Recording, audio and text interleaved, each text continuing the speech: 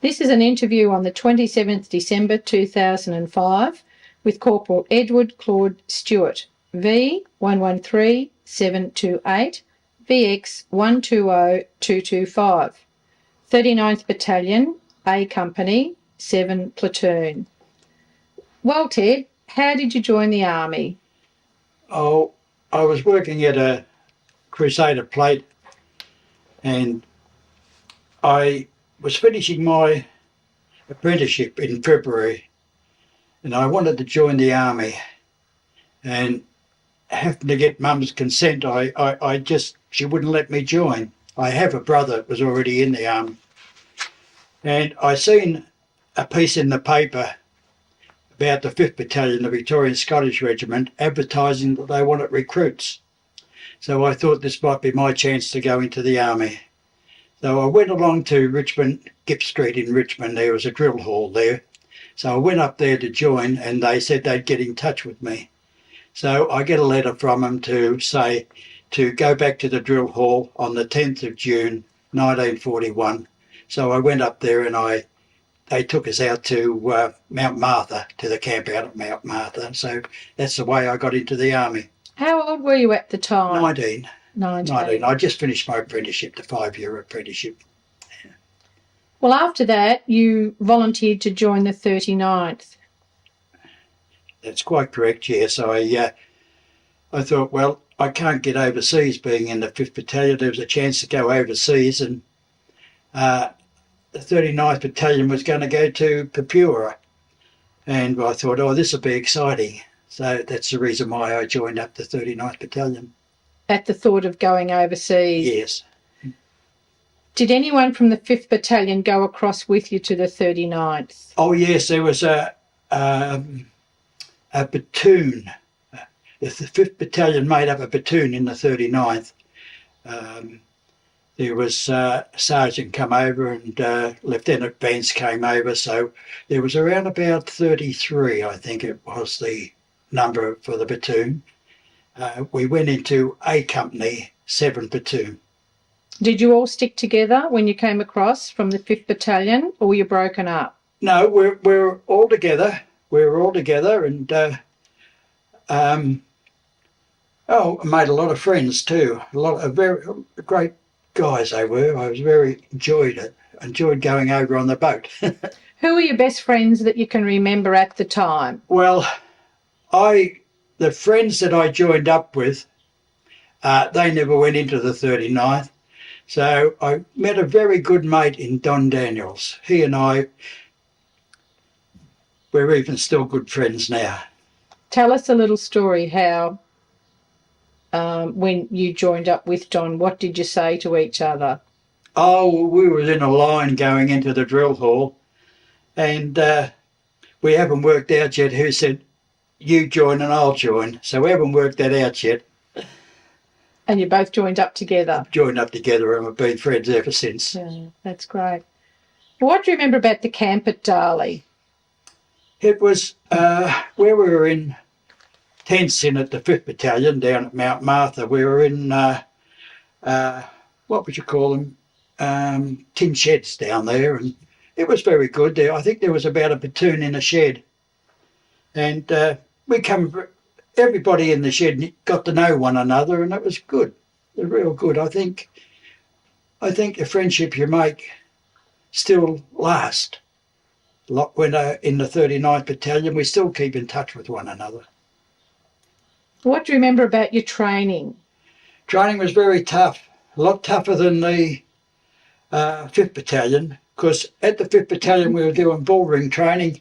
If you analyse it, a lot of us hadn't held a rifle in our hand in our life and would not know how to fire a gun.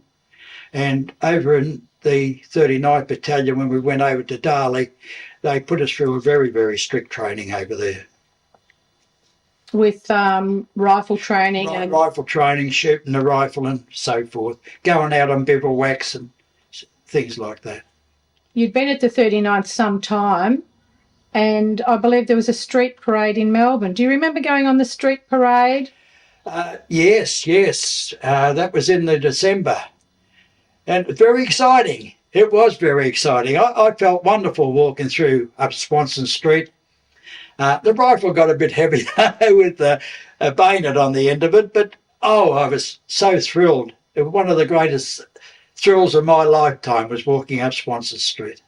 And that was your farewell parade before you went overseas. And I don't think anybody knew really, but we were walking with AIF too. That was a great thing, going along Swanson Street with the AIF. Because at the time you were called Chocos, or We were called Chocos then. Yes, we were. how did you feel about that? Didn't worry me. No. Didn't worry me at all.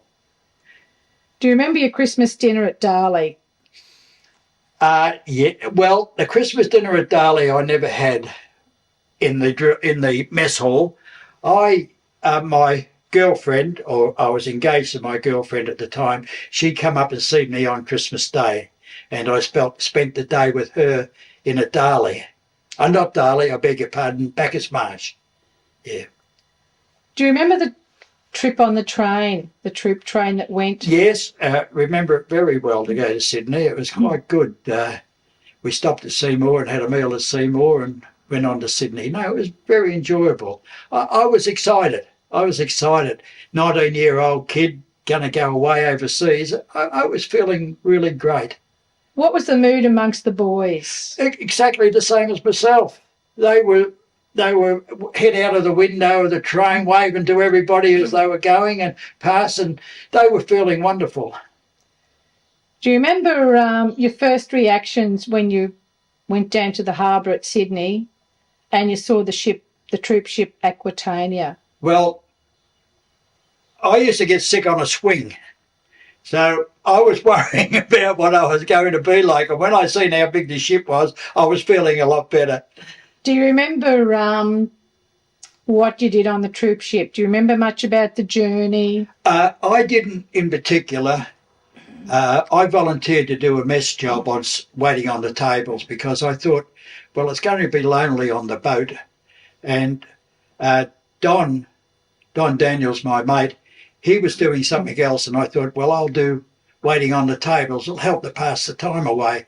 And by waiting on the tables, I got to know a terrible lot of people on the boat. I believe you carved your initials in the... Oh, yes. I'm very much in love, I was, and that was the worst part about going overseas, was leaving, as it is my wife now, going overseas and leaving her behind. And on the banister going around the boat, I had a knife and I carved a JH on the banister on the boat. I suppose a lot of the boys did that. Do you remember what it was like when the boat, after about 7 or 8 days, pulled up at Port Moresby?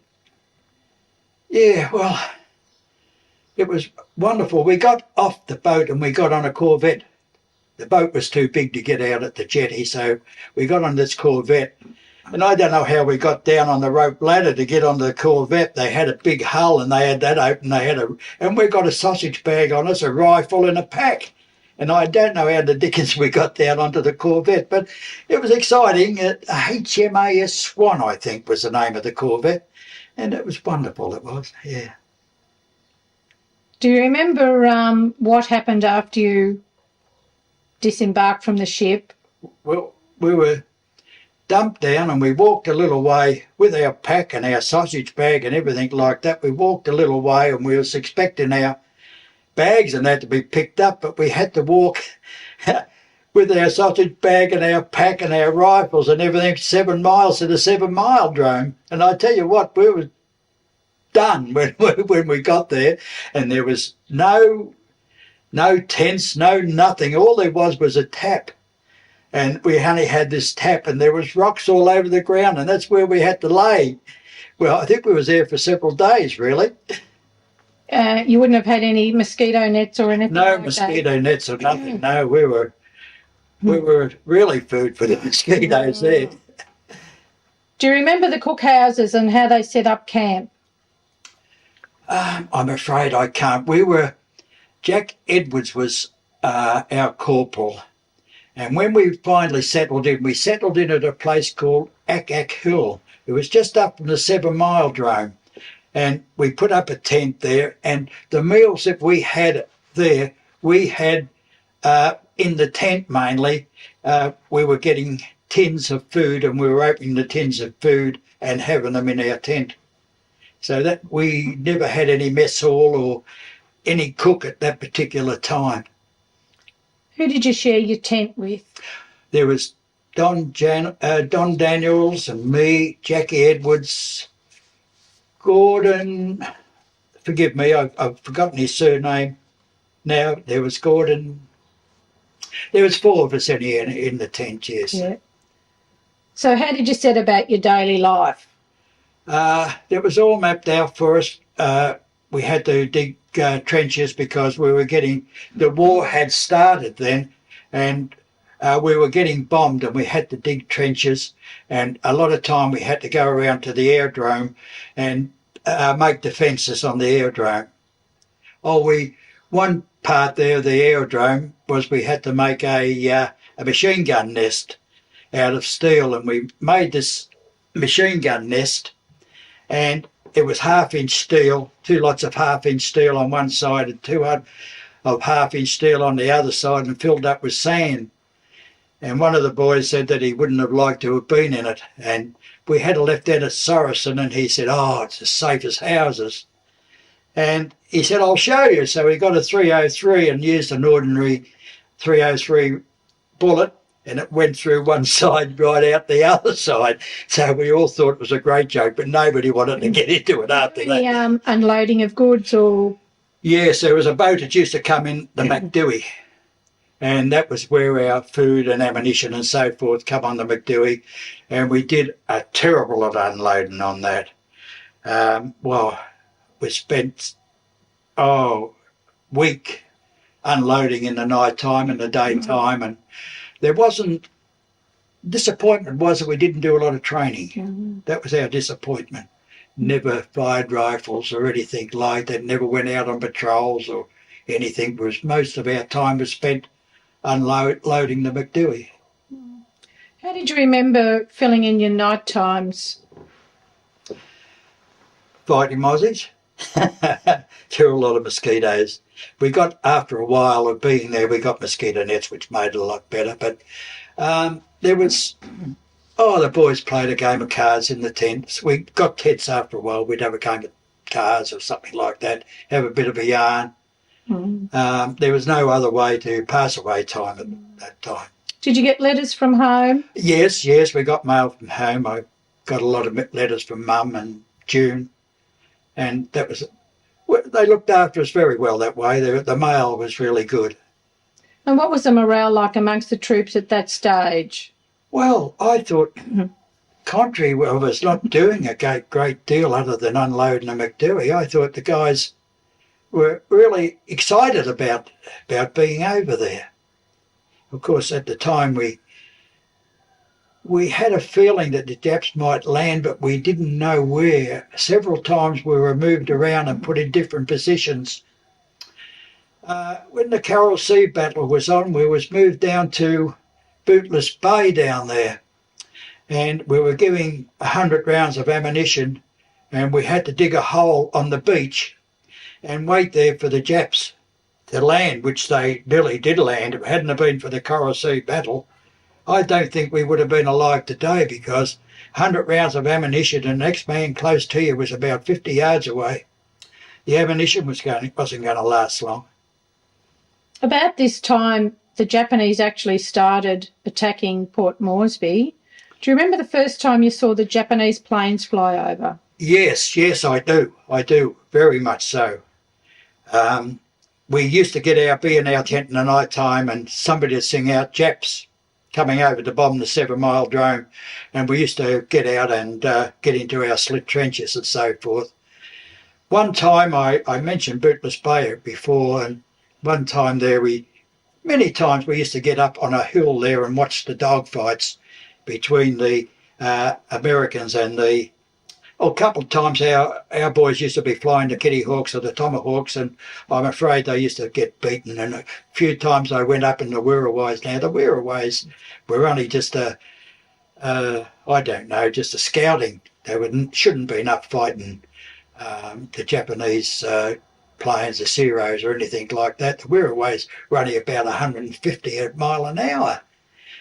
But one time we had an experience up there where the Japs used to come in their Zeros and they'd circle around and do a victory roll over the drome and everything. And a lightning come over one day. American had a lightning come over. I don't know what drome it come from.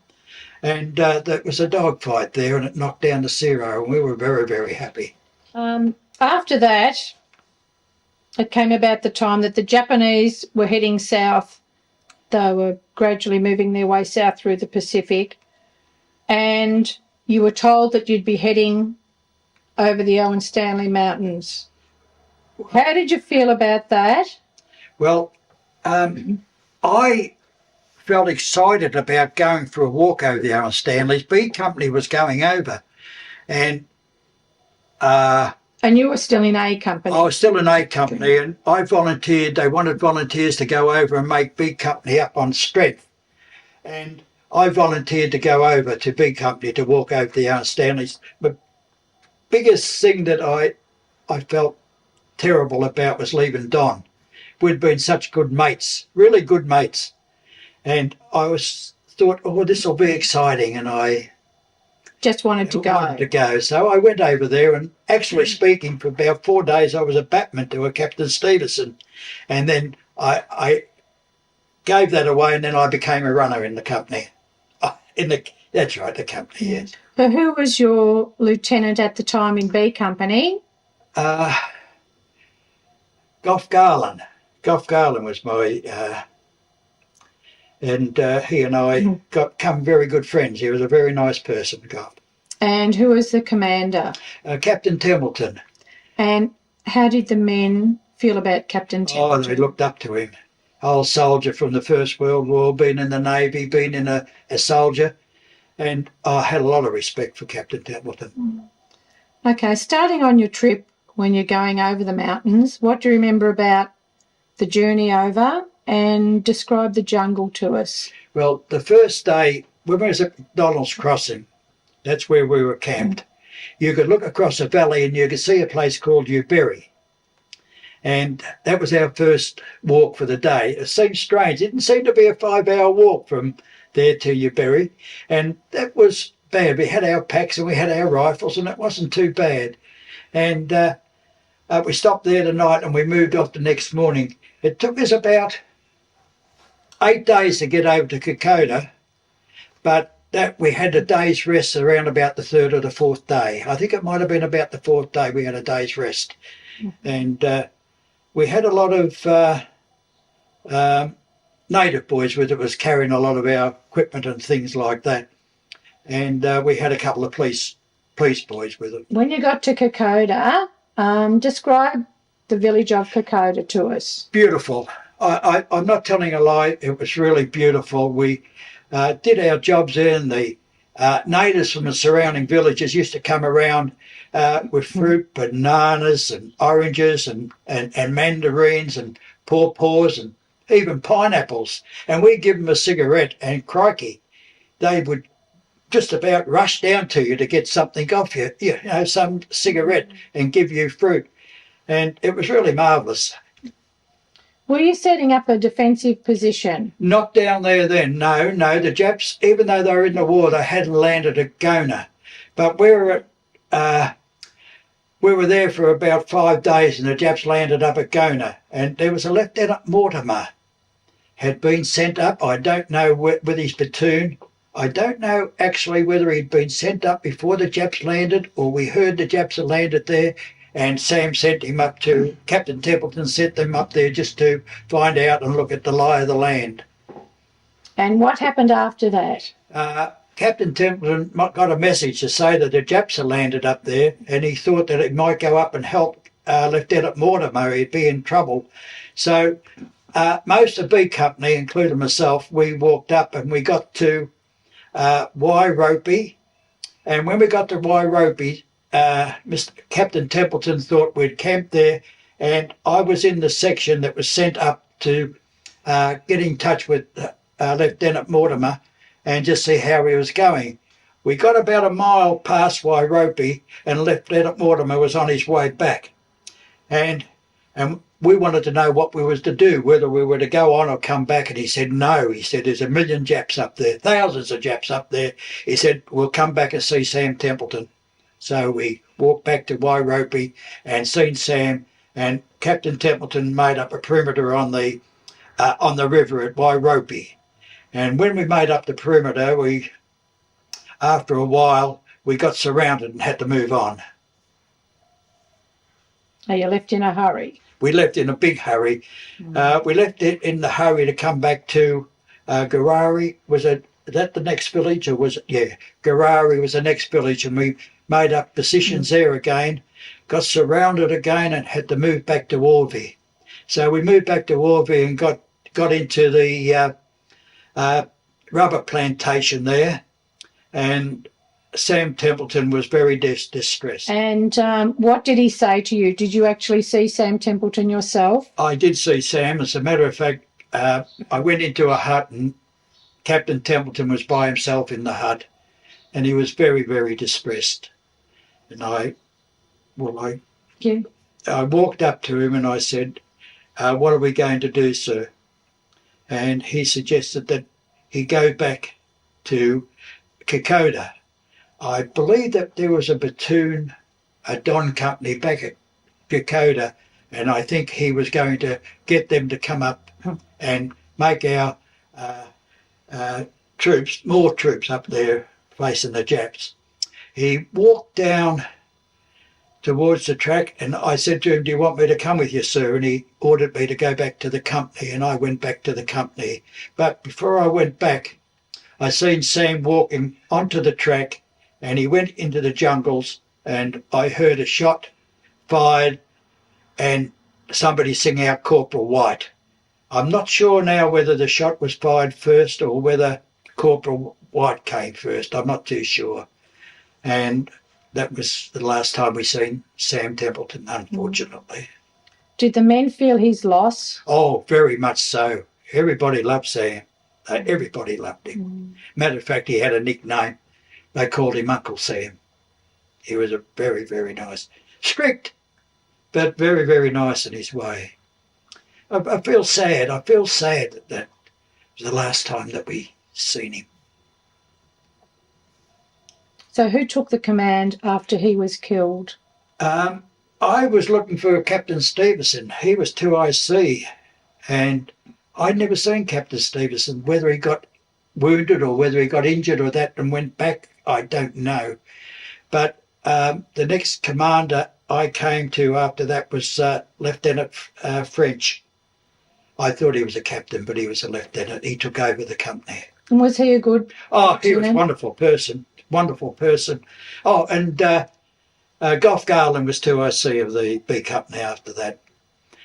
When we got up to Denneky, we had to leave Orvie and Sanopa. If it had not been for Sanopa, the policeman, the Negro, the native policeman, we would have been all wiped out. He got us out along a dry creek bed, a whole lot of us. He saved about 80 lives by getting us along this dry creek bed and putting us on the track to Denneky. And we got up and down from Denneky, there was a market garden, and we crossed the market garden and got up to Denneky and made our next positions there. We made our positions and went down and dug trenches and so forth there. But I never seen Colonel, our CO then, Colonel Owen. I never seen him, but we were ordered to go back and retake Kokoda. So we went back and made positions at Kokoda. There was no Japanese had come down, and we made our positions down there, and we were in reserve. Our corporal and 8 men, we were in reserve at the back of the battalion to see if any of the Japs come around and behind the battalion. After a while, we're getting later in the night time when we had the moonlight, the very, very bright moonlight, and the battalion had withdrawn and left us in reserve to fight the rearguard action. Our corporal said we better stop here for a while, and asked me to give him covering fire while he went up to the front of Kokoda. When he went up there, he seen Colonel Owen had been wounded very badly. He was groaning and dying, and we were going to carry him out. But then when we were going to carry him out, the Japs came over the face of Kokoda, and we went back to the section, and he asked me to cover fire while he and the section got back and got out of Kokoda. And who was that was giving the orders to you? Yeah, Ray Markham, I believe his name was. He was the corporal, and he was the one that was giving us orders, and he was the one that got us out of Kokoda and got us back to Deniki. It was a couple of days there, and on the way back we had a little bit of excitement. We heard rustle in the bushes, and we thought it was the Japs, and we all got prepared to fight, and a pig ran out of the bush. You only usually see that on pictures, but it happened really. What was the feeling amongst the boys then? We felt a bit lost. We felt as though we were out on our own. I'm very pleased with our corporal. Our corporal was a very good corporal. He was older than us. We were kids, 19, 20. Some of us only teenagers, a couple of teenagers there. And he was about 26, 27, 28, and he was a magnificent corporal. I was very thrilled, and he was the one that got us back to Deniki. And on the way out, I damaged my knee. And when I got back to Deniki, Dr. Vernon sent me back to go back to Port Moresby. I didn't know how I was going to walk back to Port Moresby in 12 days with the damaged knee. When I come across a village there, Isaraba village, there was a guy there by the name of Les Martirona. He was a sergeant, and he asked me if I'd stop with him, and I thought, crikey, yeah, this is an opportunity. I stopped with him, and we lived off the market garden. It was down the back. While I was there, A Company came through and stopped at this little village for the night, and that's where I seen Don Daniels and the boys from the company and the platoon that I was with earlier in the piece. And what happened then? Well, I stopped there, and then I went back to the battalion. I felt my knee was getting better, and I went back to the battalion. I found B Company and went over to B Company, and Lieutenant French asked me to be runner for the company again, so I took on the job being runner.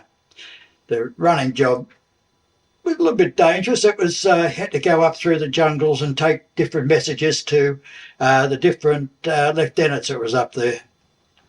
I'm trying to think, other than Mortimer, Lieutenant Mortimer, Lieutenant Seacombe, I cannot think of who the other lieutenant was up there in the charge of one of the platoons. But anyhow, it wasn't a bad job, really. As being runner, did you actually use your rifle, or were you more or less running messages all the time? You had to take your rifle with you because at times you were going through Japanese lines. Take the messages. They were the forward platoons, and they were, when the Japs attacked, they were the first ones that was going to be hit by the Japs. So your job was to run a message from one platoon to another? That's right. I get the message from Captain French or Lieutenant French, and take it up through the jungles up to each platoon and give them the message, the lieutenant a message. Would you sometimes have to run messages at night? Oh yes, yeah, quite often. Quite often you had to go up in the night time right through the jungle, but I had a pathway to go up, and even though it was dark and everything like that there, believe it or not, there was a phosphorus. There was a plant on the ground, and it's a phosphorus plant, and I marked the track off with the phosphorus plant. And at one time there, a company from the 14th Battalion, the 2nd 14th Battalion, come up at about 12 o'clock at night time, and if it hadn't have been for that phosphorus going up the track, I would not have been able to guide them up to the position up where B Company was. When you had to run a message between the platoons, about how far in distance or? It was I would say it was a 20-minute walk to get up from headquarters to the jungles. You had to go up right through the jungles and go right up the mountains to get to them. They were they were the forward platoons. So you can imagine that, it'll be a decent old walk to get up there. What do you remember about the jungle, the description of the jungle? Gee whiz, it was thick in some places. I tell you what, when you went out a little way, when you were on guard, and you went out a little way, you only heard a leaf dropped and you think there was 100 guys coming at you. 100 Japs, you'd think 100 Japs were around you. Was it quite scary being on your own? It was scary, but after a little while you got used to it and you felt as though you were doing something important for the company with the messages and so forth. Do you remember how you slept in the jungle? Yes, we had usually most times it was only just, you had your slit trench and you stopped beside your slit trench and you had no cover at all. But one of the boys there, Jack Davies, he was a bushman and he made some little lean-tos. He'd debarked the trees and he made some lean-tos. That was something I had forgotten. And he had made lean-tos. We just put up some stakes and put the bark off the trees over the top of the stakes. Yeah, I've forgotten about that. Thank you. And what do you remember eating? Sometimes we mainly tin stuff. Mm-hmm. It was tin stuff. There was nobody to cook anywhere. If you lit a fire, you'd get a mountain gun shell stuck on you. If they seen any smoke going up, Do you remember being hungry? Always hungry. A lot of times when we didn't get meals at all. We had a young boy by the name of Swinger Graham. It was only 17 and a half. We had a young fella by the name of Newman. He has passed on now. And he was 16. And you could go right through the company and you'd find out. I would say the majority was teenagers. I would say the majority. I was old. I'd turned 20. I was old. And we even had a couple of loots that come up that were still in there, like 21, 22. I think that's about all I could say about that. But did you find that the older men tend to look after the younger boys? I found it very much so. That corporal we had at Kokoda, I was telling you about earlier, he was about 27, 28, and he looked after us well. He really looked after it. He even looked after me. I was 20 and he was looking after me. But you would be surprised how many young people was with the 39th Battalion over there. After you'd finally been hurt your leg and then you got back with the battalion, what do you remember happening after that? As a runner, running up with the messages all the time, there was a lot of skirmishes up top. And one of the greatest things that happened to us was when the 2nd 14th, this company from the 2nd 14th come up in the middle of the night, and you should have looked at them. They were bronze Anzacs, these guys were. They were really that. Their clothes, our clothes is just about off their back. And they, we looked as though we were going to win the war with those fellas coming up, the 2nd 14th. And I took them up into position, up in the jungles up there. And that would have been at Isharaba? Isharaba, that's quite correct. Isharaba, yes. And we took them up into position up there and put them up. I didn't put them up into position. I really took them to Lieutenant Mortimer and introduced them, and then I went back to see Captain French just in case there was any more messages. And do you remember the troops being dug in at Isharaba? Yes. They had no cover at all. They were there for days. They had no cover at all. They were there in the rain in the night time and the heat in the day. And believe me, when it rained in the night time, it really rained. And you go and have a look at their trenches and you would see that they were half full of water. And they'd have to bail it out. They bail it out with their felt hat because B Company only had felt hats. They didn't have steel hats. We went over because the Japs had not come into the war when we started off. And therefore we went over with felt hats on. And they were bailing out this water. And when the Japs attacked, they just had to jump into this dirty, muddy water and it must have been terrible for them to jump. I never, because I was down in headquarters most of the time. And the Battle at Isharava went on for about 4 days. What was that like? It's hard. It's frightening, terrible. The wounded and the boys getting killed. The distress, it's terrible. It was really terrible. Do you remember, did you ever meet Colonel Honour? Oh, yes, I did meet Colonel Honour.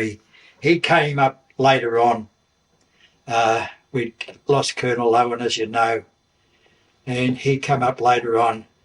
And there's a guy, a person, he didn't mind. He'd go around to each company. He'd go around to each company and interview each company and see the soldiers in each company. He didn't stop back at battalion headquarters. He went up to the front line and talking to the troops and the morale. I tell you what, it gave you felt a lot better to see him come up. It was wonderful. So after Isharava, do you remember going back down to Manari? No, I have forgotten a lot of those names along the track now. A lot of the main ones. We went back and we sort of went in reserve a lot. But when we were relieved, I'll tell you, when we were relieved, we didn't want to go. We couldn't leave the 2nd 14th where they were. We had a rumour there was 10,000 Japs are going to attack. And I just couldn't see how one battalion of 600 men was going to, well, we wouldn't have been able to stop them, but we went back to give them a hand. But when we went back, it was only for a couple of days and we withdrew from there. Colonel Owen took us back and took us in reserve. The name of the place where we went into reserve, I can't remember at the moment, but we went in reserve in a couple of areas and stopped there for a few days. Well, approximately a day at each place to stop in reserve. Do you remember getting back and getting a nice clean uniform? Oh, yes. I was with a friend of mine, Arthur Finn, and we got back and they sent us over to the Q store to go and get some clean clothes and everything like that.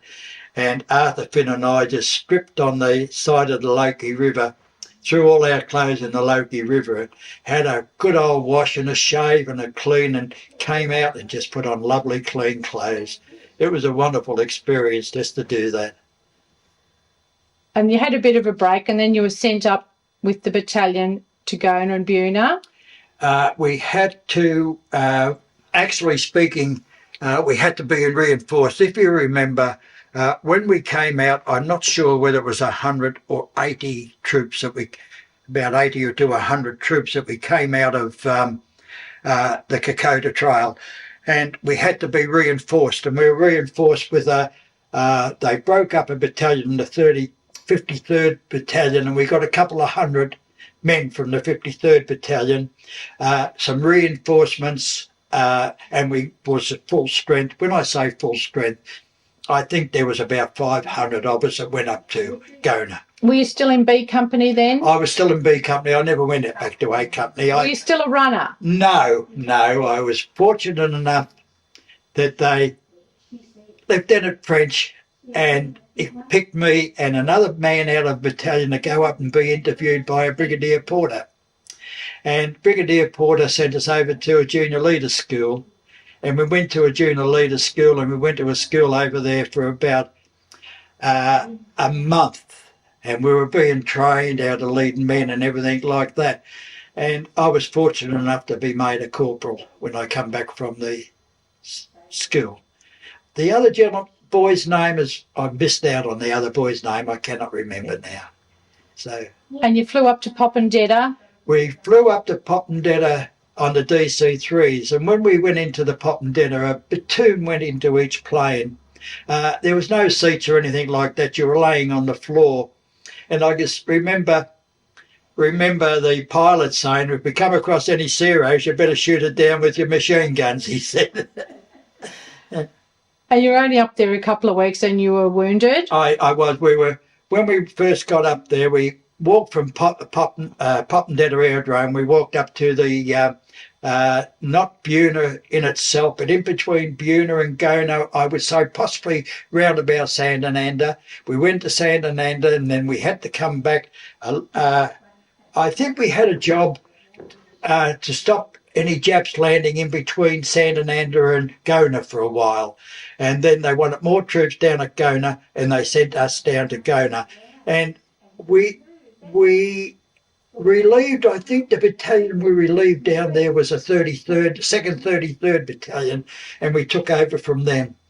And we went down into position and dug out trenches, and we were the only troops there. The 39th Battalion was the only troops there then. And it came that we were going to go on the attack. This was the 7th of December. We were going to attack Gona on the 8th of December. I went out on a patrol on the 7th with our Lieutenant Gardner. We went out to find a starting position for in the morning because we did not know exactly where the Japs were, and we were trying to find out where the Japs were. And when we went out in the night time, must have come across a few Japs because grenades, etc., was thrown, and unfortunately I got wounded out on that patrol that night. Yeah. And the Fuzzy Wuzzies took you back to... Oh, yes. I lost consciousness. And when I woke up in the morning, dark, it was about 3 o'clock in the morning, it was lightning and raining and everything like that. And the RAP man came over to me and gave me a morphine tablet under the tongue to try to settle me down a bit. And in the morning, I was carried out by the natives, the lovely natives. They were wonderful, these two boys, the Fuzzy Wuzzy Angels, we called them, and they were angels. It was about a 30-mile walk back to Popondetta. I would say kilometres more than miles. It was a fair way to go, and they carried me back. And I stopped on the way, and a doctor was in a RAP tent there and checked me over. And I got a parcel off the Red Cross. They gave me a little dilly bag with toothpaste in it and a little packet of cigarettes in it.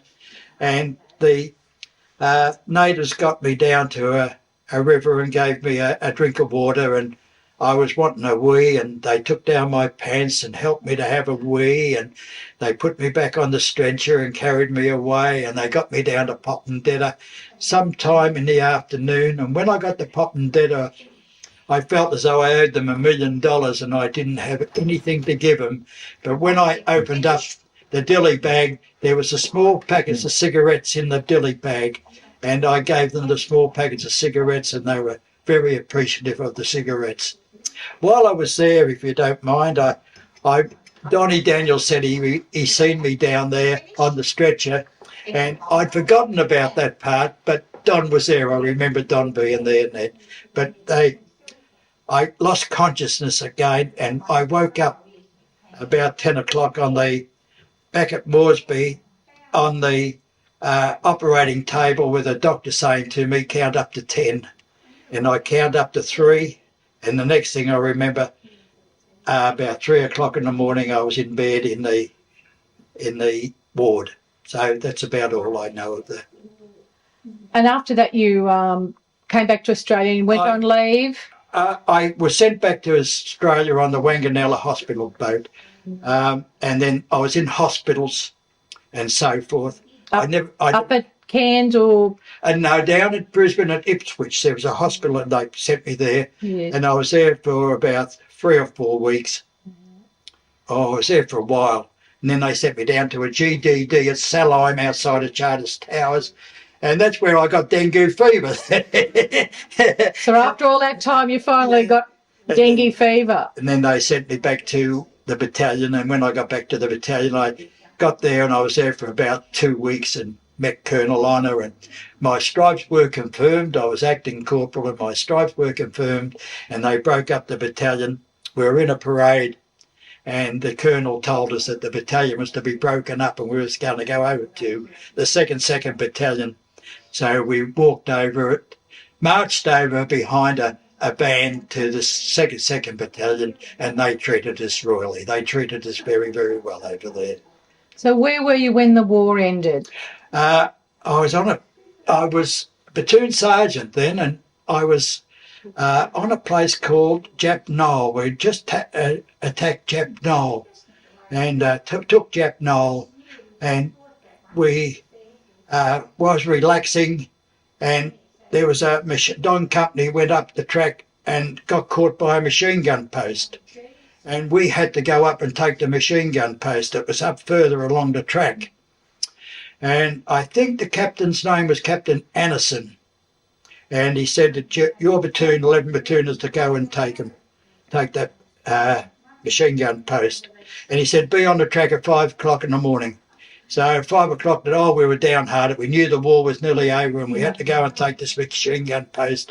And we got on the track, and we're standing on the track, and Captain Anderson come down, and he said, "You're all ready to go?" And we said, "Yeah," very downheartedly said, "Yes." And he said, "Well, I've got some bad news for you." And we said, "What's that?" He said, "Peace was declared last night." So we were quite happy after that. And did you celebrate? Well, we're nothing to celebrate with, but we were very, very happy, I can tell you that. Yeah. So that's how we finished. And but after that, the war finished there. B Company had to go over to Merauke in Dutch New Guinea. There was a bit of trouble over in Dutch New Guinea, and B Company, which I was in B Company, was sent over to Dutch New Guinea, and we were over there. This was August when the war finished, and we were there until December going out on patrols. They had an aerodrome there, and they were frightened that if a war broke out again, they'd lose the aerodrome. And that's the reason why we were sent over there to guard the aerodrome. But we went out on patrols every now and again. But it was good. It was really good. We were in huts, and we had stretchers, and the meals were champion. And that's the main thing, isn't it? So that's how it finished. How long were you in the army altogether? I went in the June 41, and I got out in the January 46. So it was about four years and 8 months. And I might add, can I just add this little bit, please? The day I got home was my second wedding anniversary, the 11th of December. So that was great. And I got home, and I told the taxi driver about it. And the taxi driver drove me home, dropped me at the door, and he wouldn't leave until I'd seen my wife. And there I had a wife and a baby waiting for me. And your first son was born while you were overseas? While I was overseas. So I was it was a wonderful feeling to come home, see Junie and Rob, my son. And how did the years in the army change your life? Oh, it made me realise friendship was a great thing. It's different altogether to being out. A lot of people mightn't say this, but I got through it okay, and I was not sorry. The friendships that I made, the friendships I made was unbelievable. And you go up to the RSL and you walk in there, you don't know anybody, but you know everybody in there after a while. I go to a place on a Friday to the Anzac Day Centre. Ron Housier is down there, the doc's down there, and the people down there, they're all the same as yourself. They've been in the services, the Navy, the Air Force, the Army. You've all been through the same thing. All been through the same thing, and it's really wonderful. It's really wonderful. That's great. I think the army life made me like everybody. It really did. Everybody. You had respect for everybody. Thank you very much. Well, on behalf of the 39th Battalion History Unit, we'd like to thank you very much for this very interesting interview. Thank you. I think others will have a lot more than that, because I never seen Gona. And I have my dear friend Arthur Finn. He was my very dear friend. We still wrote to one another. Not like Don Daniels. Don and I, we were mates, but Arthur Finn, we wrote to each other until he passed on just before Christmas, last Christmas actually. And you got a lot of respect. It showed a lot of respect for one another, going through what you'd been through, and the confidence you had in the person next to you and everything like that. It just can't believe it. And the friendship, you asked about the friendship, and I hope I was friendship with everybody, and And when you go to a 39th Battalion reunion, everybody throws their arms around one another, you know. It's just unbelievable. Unbelievable. Thank you very much.